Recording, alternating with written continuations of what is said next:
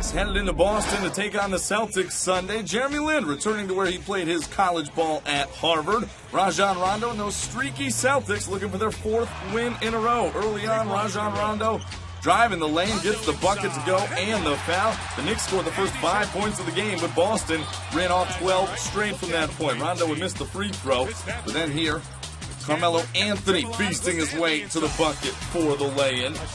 Boston still leading by 5, but that Knicks bench, including J.R. Smith, pokes the ball away and gets the steal and the dunk on the other end. Knicks bench suddenly deep as of the last couple of weeks, but outscored by Boston's bench 55-24 in their 2 earlier meetings this season. Paul Pierce with the slam. He had 10 in the first, but the Knicks led by 2 after 1. Jeremy Lin with the drive. Gets it to go off the glass. And then off the Amari Stoudemire block, Jeremy Lin tossing up the alley-oop to Iman Shumpert.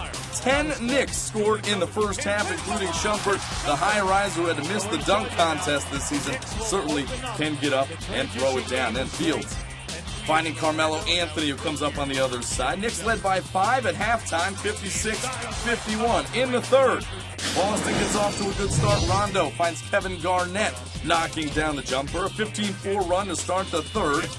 And then off the Jeremy Lin turnover, he had 6 of them on the afternoon. Paul Pierce going end-to-end, finishing for the lay-in.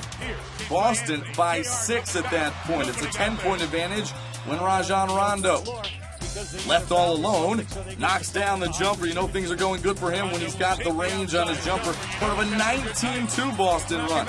Then Rondo finds Paul Pierce knocking down a 3. Pierce had 15 in the third. Boston outscored New York by 13 in the third quarter. We head to the fourth now. J.R. Smith finding Steve Novak. He's averaged 4 threes per game in his last 6. Gets a nice roll there. He had 4 threes in this one.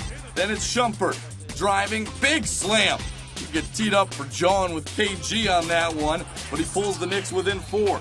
Then Rajon Rondo missing the floater, trying to get over Amari, and KG there to clean it up. 18 points, 10 rebounds for him. Jeremy Lin had 14 points in this one, battled foul trouble throughout, but knocks down the 3 here. And New York within a point at 96-95 with just over 2 to play. His college coach, Tommy Amaker, in the crowd for this ball game. Carmelo getting the ball on the wing. Knocks down the tough jumper at the foul line. He had 11 in the fourth, including 6 in the last 2 minutes. Knicks by 1, 101-100. Game clock winding down now. KG hands it off to Paul Pierce. Well, and he doesn't need much room, and he can do things like that. Ties it up with 4.9 left on the clock. How many tough shots does Paul Pierce hit down the stretch in big games with hands right in his face? 3.1 left to go as the Celtics bench liking the production from their leader. And the Knicks have got one last shot to end it in regulation. Melo can't hit the fadeaway off back iron. And we got 5 extra minutes of basketball here at the Garden. In overtime, Rajon Rondo chasing down the loose ball, leaves it to the trailer, Ray Allen. 110-105, Boston on top. New York trying to hang tight. Lin dumps it off to Amari, who had a double-double, 16 points, 13 rebounds. Boston leads by 3. Then off the Brandon Bass miss, it's Rondo cleaning up the mess here. Rajon goes for 18 points, a career-high 17 rebounds, and 20 assists. His second triple-double in the last 3 games, and Boston gets that 4th straight win, 115-111 in overtime.